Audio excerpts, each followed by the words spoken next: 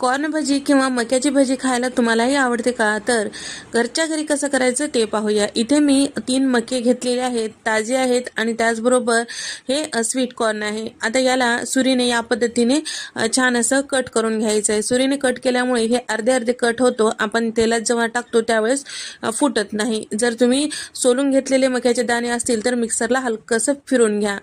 आता हे सगळं मिश्रण एका पातेल्यामध्ये काढून घेतलेलं आहे आणि भरपूर अशी कोथिंबीर टाकून घेतलेलं आहे. 8 ते 10 कढीपत्त्याची पानं बारीक चिरून यामध्ये टाकून घेतलेले, चमचाभर ठेचून घेतलेलं लसण, चमचाभर धने पावडर, चमचाभर लाल मिरची पावडर, अर्धा चमचा हळद आणि सोबतच अर्धा चमचा चाट मसाला, 1 चमचा ओवा हातावर चुरून टाकलेला आहे, अर्धा चमचा भाजलेली जिऱ्याची पूड, चवीपुरतं मीठ, अर्धा चमचा इथे मी काळं मीठ टाकून घेतलेलं आहे. सगळे जिन्नस छान असं हाताने मॅश करून घ्यायचं, म्हणजे छान असं पाणी सुटतो आणि पीठ व्यवस्थित यामध्ये बसलं जातं. 1 कप कॉर्नफ्लॉवर, 1 कप बेसन पीठ टाकून हे सगळं मिश्रण व्यवस्थित मिक्स करायचं. हलकंसं पाण्याचा हात लावायचं.